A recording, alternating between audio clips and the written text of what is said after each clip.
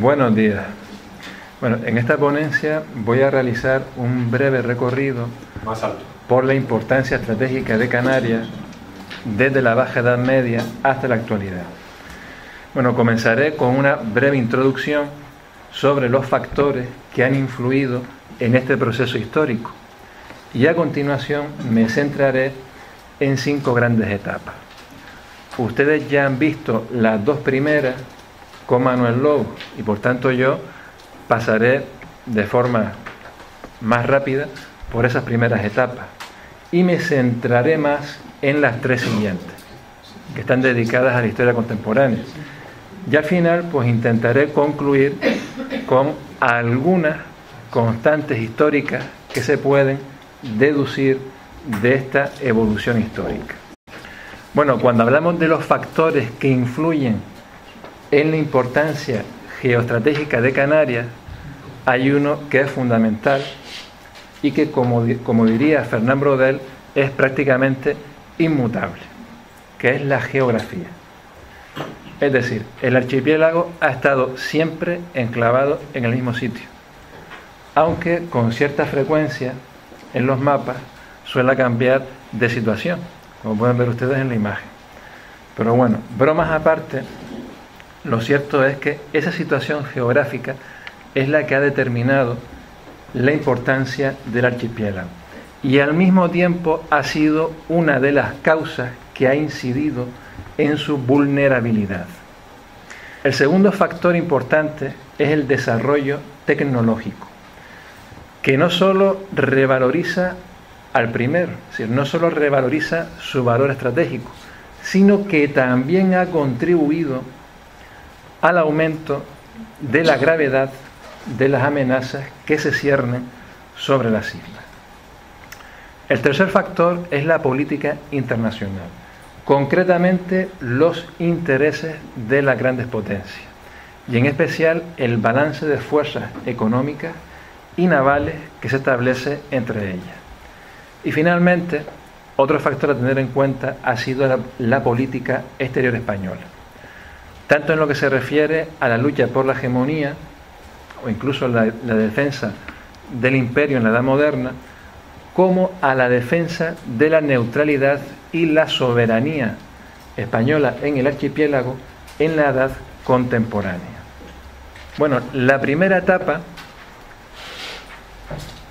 toma a la conquista del archipiélago como el eje que la vertebra. Es decir, la conquista del archipiélago, en cierto modo, es una continuación de la guerra bajo medieval, de la guerra fronteriza que se da en la península durante la Baja Edad Media. Una guerra que en el caso de Canarias se puede situar su origen hacia el siglo XIV con las primeras incursiones en busca de esclavos. Y son unas incursiones que luego facilitarán la conquista de las islas de señorío. Bueno, dada la incapacidad de los señores de las islas para culminar la conquista con las islas más grandes y dada también su incapacidad para defender el archipiélago frente a las incursiones portuguesas, los reyes católicos toman la decisión de conquistar las islas restantes y para ello van a utilizar el sistema de compañías que luego se empleará también en la conquista de América. Bueno, antes de que concluya la conquista del archipiélago, al menos desde mediados del siglo XV, las islas se han convertido en base para las incursiones que se realizaban en la vecina costa africana, desde el sur de Marruecos hasta el río Senegal, y que también tenían como principal objetivo la captura de esclavos. Son incursiones que se prohíben en 1572, pero están documentadas algunas de ellas con posterioridad a esa fecha. Aparte de estas incursiones o cabalgadas, también se va a construir una torre en la costa africana, la torre de Santa Cruz de la Mar Pequeña, que se supone que pudo estar en lo que luego se denominó como Puerto Cansado. Bueno, el objetivo de esta torre no era apoyar las cabalgadas, sino extender la influencia castellana en el continente, sobre todo a través del comercio. El problema es que las cabalgadas provocaron que la población nativa atacara una y otra vez esta torre hasta forzar su abandono al final del primer cuarto del siglo XVI. Y Canarias se va a convertir también en base para la proyección de la corona de Castilla sobre América. Las expediciones conquistadoras que partían desde la península hacían escala en Canarias en su viaje a América y aprovechaban allí para completar sus expediciones, su personal.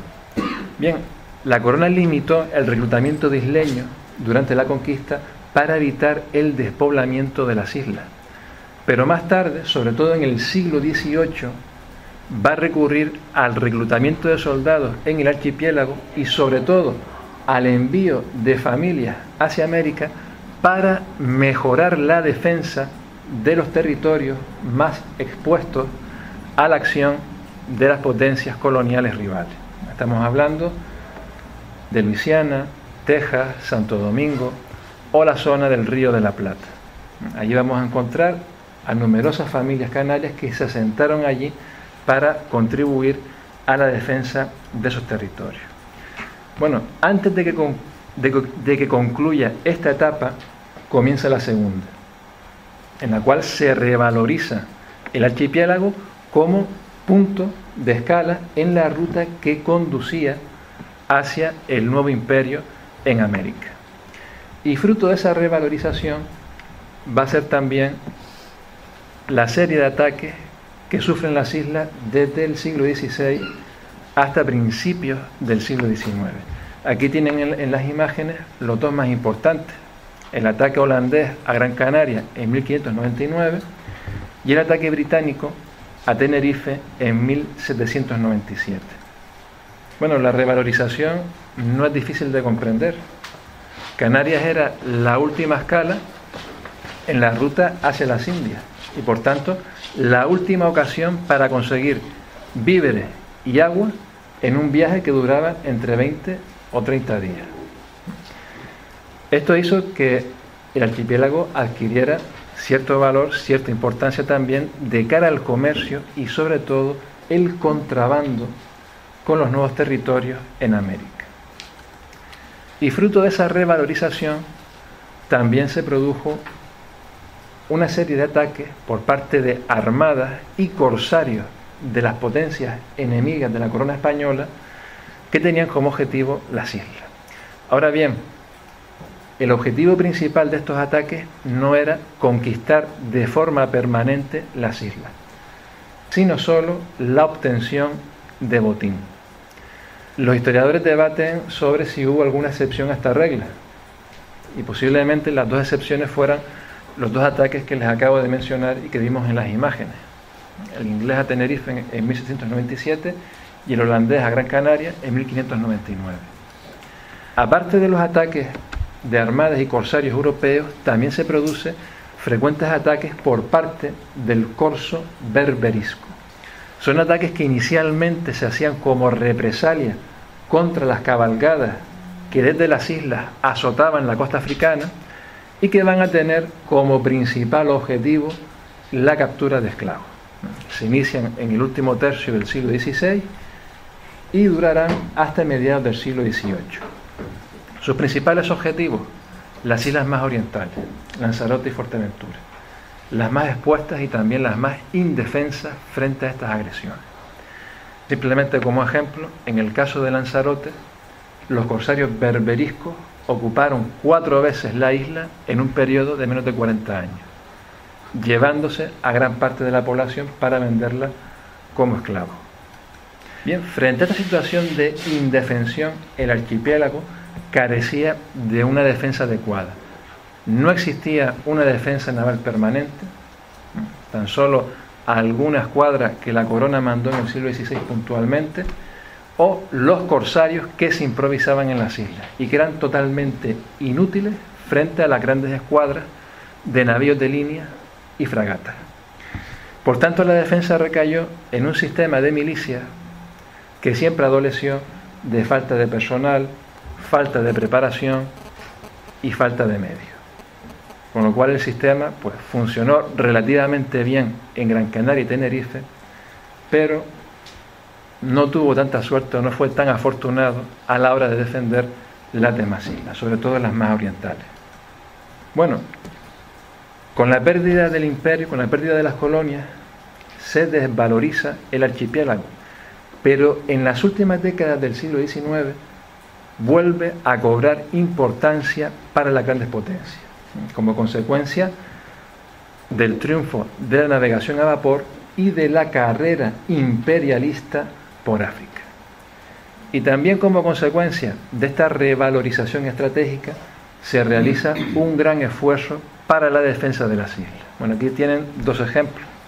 El primero a finales de siglo, sobre todo en torno a la guerra contra Estados Unidos en 1898, cuando se produce el artillado para la defensa de los dos principales puertos, el de Santa Cruz de Tenerife y el de La Luz.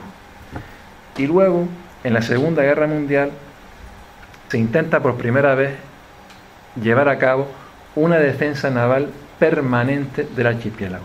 No era la primera vez que se planteaba, pero sí fue la primera en la que se intentó ponerlo en práctica. Bueno, aquí ven ustedes la base naval en el 43, cuando había comenzado su construcción, y simplemente decirles que era una base que estuvo diseñada inicialmente para una flotilla de 12 submarinos. La base se acabó a principios de los 50, pero los submarinos no llegaron a ser construidos. Bueno, los factores que propician esta revalorización estratégica de Canarias desde finales del siglo XIX hasta la Segunda Guerra Mundial son dos. En primer lugar, la Segunda Revolución Industrial, que es la que marca el triunfo de la navegación a vapor y por tanto la necesidad de estaciones de carboneo para que los buques pudieran cubrir grandes distancias. También a finales del XIX se produce el desarrollo de las comunicaciones telegráficas y ya después, en el periodo de entreguerras, se generaliza el uso de combustibles líquidos en las marinas, se extiende el transporte aéreo y también las comunicaciones por radio. De modo que Canarias adquiere una notable importancia como punto de escala en el transporte marítimo y aéreo y también como nudo de comunicación. El segundo factor que marca esta revalorización es el imperialismo, sobre todo la carrera por el África subsahariana, que aumentará todavía más el interés por contar con un punto de escala en la ruta hacia las nuevas colonias.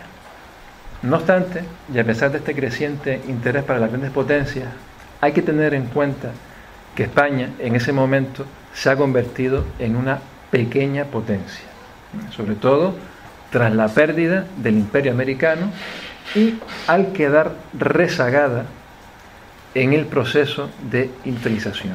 España no será una gran potencia económica y tampoco una gran potencia naval, de modo que se verán grandes dificultades para garantizar la defensa del archipiélago.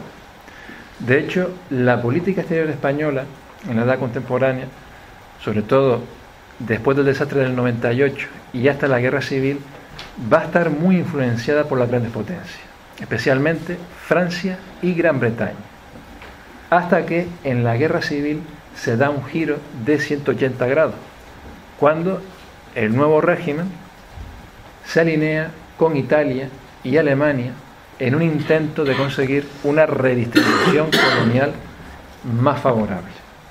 Bueno, en esa redistribución colonial se incluía también Gibraltar. Se esperaba conquistar frente a los británicos. Y Gran Bretaña era perfectamente consciente de que España estaba haciendo preparativos militares para recuperar Gibraltar y de que podía entrar en la guerra al lado de Alemania e Italia. Por eso, a partir de 1940, estudió una alternativa en el caso de que Gibraltar quedara inutilizado por la beligerancia española. Y esa alternativa estaba en los archipiélagos ibéricos en el Atlántico, es decir, Azores, Madeira y Canarias. En el caso de Canarias, nos encontramos con el puerto de la Luz, que de todos los puertos atlánticos era el que tenía mayor capacidad para grandes buques de guerra como acorazados y cruceros de batalla. Y por esta razón, Gran Bretaña estudió su ocupación hasta cancelarla definitivamente en el otoño de 1943.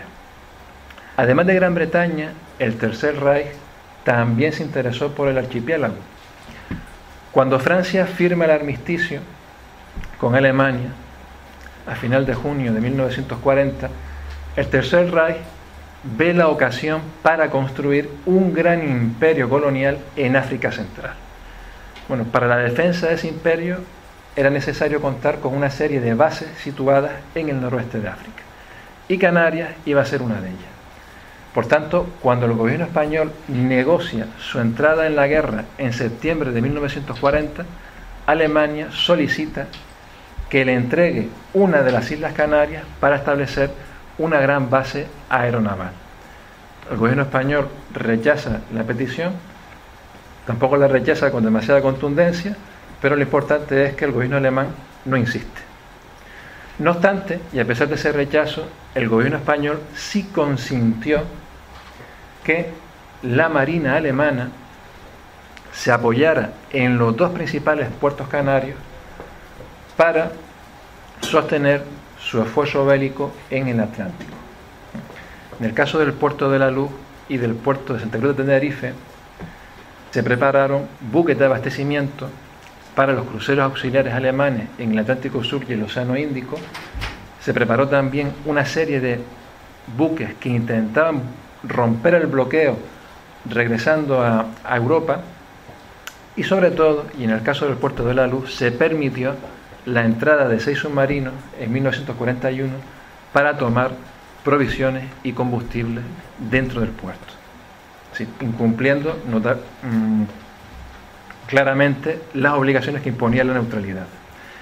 Bueno, finalmente Estados Unidos también se va a interesar por el archipiélago, pero lo va a hacer a partir de 1943 y no en el marco de la guerra contra Alemania, sino pensando en la posguerra. Es decir, una vez que desapareciera el Tercer Reich, también desaparecería la única razón por la que Gran Bretaña y Estados Unidos se habían aliado con la Unión Soviética, y era de prever algún posible conflicto con la Unión Soviética.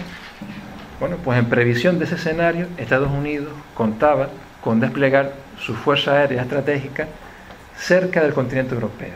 Y cuando digo cerca me refiero en las islas que están adyacentes al continente europeo, o en este caso en el noroeste de África. Bueno, una de las bases que querría utilizar Estados Unidos en esa tesitura sería Casablanca o Port-Louis en Marruecos. Pero si no era posible conseguirla, Estados Unidos quería instalar una en Canarias. Y tanto es así que en el 46 el Departamento de Guerra y el Departamento de Marina, la Secretaría de Guerra y la Secretaría de Marina solicitaron al Departamento de Estado el inicio de negociaciones con el gobierno español para establecer esa gran base aeronaval. Y por supuesto, el Departamento de Estado se negó a iniciar negociaciones con España porque el régimen español estaba a punto de ser condenado por las Naciones Unidas como consecuencia de sus vínculos con la Alemania nazi y la Italia fascista. Con lo cual, pues ahí se acabó ese intento de instalar una base norteamericana en Canarias. Bien, como consecuencia de esta revalorización para las grandes potencias, también se va a producir un gran esfuerzo para la defensa del archipiélago. El sistema de milicias queda disuelto definitivamente y se reemplaza por el ejército regular. Primero se lleva a cabo un gran esfuerzo en la guerra del 98 y sobre todo en la Segunda Guerra Mundial, que es cuando se realiza el que probablemente es el mayor esfuerzo defensivo en la historia del archipiélago. Estamos hablando de una guarnición que alcanzó los 40.000 efectivos, que tuvo baterías de costa desplegadas prácticamente por todos los puertos principales, que construyeron también centenares de nidos para armas automáticas. Bueno, un esfuerzo impresionante para lo que se había llevado a cabo hasta ese momento y que probablemente fue insuficiente para garantizar la seguridad del archipiélago. Bien, con la siguiente etapa, el archipiélago pierde interés inicialmente para las grandes potencias, pero lo va a adquirir para el gobierno español, sobre todo de cara a la defensa del África occidental española. Bueno, voy rapidito, ya me queda poquito. Bueno, ¿por qué pierde interés Estados Unidos en Canarias? Bueno, en primer lugar porque había conseguido bases en otros territorios. Las consiguió en Marruecos en el 50 y las consiguió en Azores al año siguiente. Bueno, de hecho, estaba en Azores desde mucho antes, desde 1943. Y por esas razones, Canarias estuvo ausente en los pactos de Madrid firmados entre Estados Unidos y España, en los que sí se recoge la instalación de una serie de bases norteamericanas en la península, pero no en Canarias. No obstante, en la década de los años 60 y en la primera mitad de los 70, sí hubo una modesta presencia norteamericana en el archipiélago. Por un lado, en la estación que la NASA tenía en Gran Canaria, en Maspalomas, pensada inicialmente para el programa Mercury, y que el gobierno español le concedió todo tipo de facilidades porque esperaba conseguir tecnología aeroespacial procedente de Estados Unidos. Bueno, hay que decir que aparte de esta estación, también existió una estación francesa en los llanos de Sardina del Sur. Cuando Argelia se independiza, Francia instala también otra estación aquí para hacer el seguimiento de los programas para poner en órbita satélite. Bueno, la segunda instalación norteamericana es la estación hidrofónica instalada en La Palma.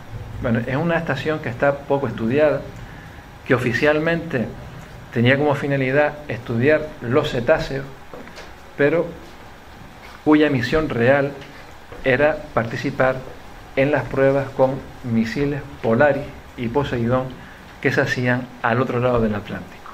Hacía falta un punto situado en el Atlántico Oriental que permitiera definir con mayor precisión la zona en la que caían estos misiles. Y esta fue por la estación que instalaron en La Palma. Bueno, el gran interés de Canarias, o la gran importancia que va a tener en este periodo, va a ser para el gobierno español, sobre todo de cara a la defensa de Ifni y Sáhara. El mando que coordina la defensa de esos territorios va a estar en Canarias ya desde la guerra de 1957. También tendrá una gran importancia logística, prácticamente hasta el final. E incluso se usará como pretexto para evitar la descolonización del Sáhara, en el sentido de que se decía que si se entregaba el Sáhara a Marruecos o se permitía un Sáhara independiente, la influencia soviética llegaría hasta el Atlántico y pondría en peligro el archipiélago. Bueno, precisamente por esa razón, en el último momento se dio un giro de 180 grados y se decidió entregar el Sáhara a Marruecos precisamente para evitar la influencia argelina o soviética en el caso de un Sáhara independiente controlado por el Polisario. El archipiélago también se va a convertir, o estuvo a punto de convertirse, en objeto de descolonización. En primer lugar, en 1960, cuando en la 15ª Asamblea General de las Naciones Unidas, la delegación soviética solicitó que España incluyera a Canarias dentro de sus territorios no autónomos, es decir, dentro de sus colonias. Bueno, la diplomacia española pudo neutralizar esta iniciativa, pero 4 años después, el Movimiento para la Autonomía e Independencia del Archipiélago Canario volvió a insistir, en este caso, en el marco de la Organización para la Unidad Africana. Bueno, la diplomacia española volvió a actuar y aproximadamente hacia 1978 consiguió desactivar definitivamente esa iniciativa de Antonio Cubillo. Tengan en cuenta que a la hora de actuar, la diplomacia española también se aprovechó de las disensiones que existían dentro de la propia Organización para la Unidad Africana. Es decir, si un país aprobaba la iniciativa para que se incluyera entre los territorios a descolonizar, automáticamente había otro que se oponía. Bueno, y finalmente, una vez que se descoloniza el Sáhara, se mantiene cierta situación de inestabilidad o de tensión próxima a Canarias. En primer lugar, por la guerra en el Sáhara entre el Frente Polisario y Marruecos. Y en segundo lugar, por la presencia soviética en el Atlántico, que aumenta precisamente tras la independencia de las colonias portuguesas. Bueno, en 1981 España se alinea definitivamente en el bloque occidental, entrando en la OTAN. Es una entrada que se ratifica 3 años después en el famoso referéndum y que luego se completa ya a finales del siglo XX con la integración en la estructura militar. Bueno, pues Canarias va a constituir parte del denominado eje estratégico español, el eje estrecho, Baleares y Canarias, que era la principal zona a defender en caso de guerra. Bueno, finalmente, el cambio de coyuntura internacional en los últimos años del siglo XX y principios del siglo XXI también ha motivado una adaptación de la guarnición pues, a las nuevas amenazas procedentes del exterior, como tienen ustedes en la imagen. Hace 2 años se creó una sección en el Regimiento de Infantería Soria para operaciones en el desierto. Yo no sé si existe todavía, pero bueno, la idea era utilizarla en el caso de que fuera necesaria desplegarla, por ejemplo, en el Sahel. Bueno, ¿en qué se nota el cambio de contexto internacional? En primer lugar, en una distensión en los años 90. Tras la firma del armisticio entre el Polisario y Marruecos en el 91 y también tras la desaparición de la Unión Soviética, con la cual pues termina la Guerra Fría, aunque en la actualidad pues se ha recuperado esa rivalidad entre Rusia y el bloque occidental, sobre todo como consecuencia de la ampliación de la OTAN hacia el este. También hablamos de un periodo en el que España va a mostrar una creciente proyección internacional, no solo participando en operaciones militares de la OTAN, las Naciones Unidas o la Unión Europea, sino sobre todo también invirtiendo y comerciando con otros continentes, incluida África, y sobre todo África Occidental, donde Canarias jugará un papel importante en las inversiones españolas. Bueno, el Puerto de la Luz, que se revaloriza también como punto de escala y de reparación de las plataformas petrolíferas que van al Golfo de Guinea, se revalorizará como base logística de ayuda humanitaria para la Cruz Roja, para el Programa Mundial de Alimentos de las Naciones Unidas y también para el Programa de Ayuda Regional de Estados Unidos. Otro factor que contribuye a revalorizar al archipiélago en los últimos años ha sido la ampliación de la zona económica exclusiva, que estaba situada en las 200 millas y que se ha ampliado hasta las 350. Bueno, la propuesta española es de diciembre de 2014. Es una propuesta que Marruecos rechazó el año pasado porque chocaba con la futura ampliación de la zona económica exclusiva del Sáhara. Aunque aquí hay un problema. El Sáhara no es de soberanía marroquí. Lo que se dio a España en el 75 fue la administración del territorio. Por tanto, no le corresponde a Marruecos decidir sobre cuestiones de soberanía en el Sáhara. En el caso de Portugal, hay negociaciones, sobre todo en torno a las Islas Salvajes, situadas al norte de Canarias. España reconoce la soberanía portuguesa de las Islas Salvajes, pero no hay acuerdo sobre la zona económica exclusiva que Portugal establece en torno a ese archipiélago. Y por tanto, esa es la cuestión que tienen que negociar España y Portugal pues, para llegar a un entendimiento. Y finalmente, como consecuencia de estos cambios estratégicos, también se produce una reorganización de la defensa, que a partir de ahora no va a estar pensada en la defensa territorial del archipiélago, sino en su proyección al exterior.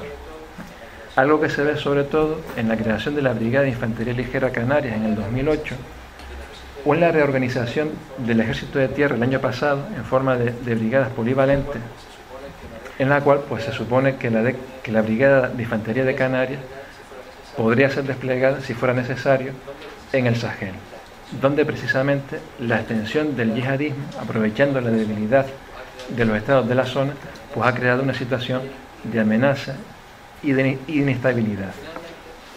Bueno, finalmente, recapitulando para acabar ya. Dentro de las grandes constantes históricas en la evolución geoestratégica de Canarias, destaca sobre todo su situación geoestratégica en la encrucijada de rutas que conduce hacia el Atlántico Sur. Es un factor que prácticamente no ha cambiado, siempre se ha mantenido en el mismo sitio, como pueden ver ustedes en este mapa, con las rutas de los principales convoyes durante la Segunda Guerra Mundial. Bien, esta situación geoestratégica también ha sido al mismo tiempo una de las causas de su vulnerabilidad, por dos razones. Primero, porque es un territorio muy alejado de la península, es decir, de la zona de donde puede proceder la ayuda en caso de ataque. Y en segundo lugar, porque es un territorio fragmentado en una serie de islas, lo cual dificulta también su defensa. En segundo lugar, el desarrollo tecnológico ha contribuido notablemente a revalorizar al archipiélago, sobre todo en la edad contemporánea, como escala en las rutas marítimas y aéreas. Aunque se trata de una revalorización que no ha sido aprovechada, sobre todo por el gobierno español, como consecuencia de su retraso tecnológico y también económico, que ha sido más bien matizado en las últimas décadas. Bien, a las grandes potencias le ha interesado el archipiélago fundamentalmente para el control de las comunicaciones transatlánticas, ya sea para defender su propio tráfico marítimo o para atacar el del enemigo, como hizo Alemania en la Segunda Guerra Mundial. Y también le ha interesado para la proyección de fuerzas sobre otros continentes, fundamentalmente sobre África y América. Y finalmente, ha sido también muy interesante para el gobierno español, inicialmente como base de operaciones, durante la Edad Moderna, para esas cabalgadas en la costa africana y también para la conquista de América, más tarde para la defensa del Imperio americano y ya en el tercer cuarto del siglo XX para la defensa del África Occidental española. Pero además de esa importancia, el archipiélago también se ha convertido en objetivo de los enemigos del gobierno español, ya sean las potencias que lo combatían durante la Edad Moderna o enemigos potenciales en la Edad Contemporánea, como pudo haber sido Gran Bretaña en la Segunda Guerra Mundial si España hubiera entrado en la contienda. Bueno, y nada más. Muchas gracias.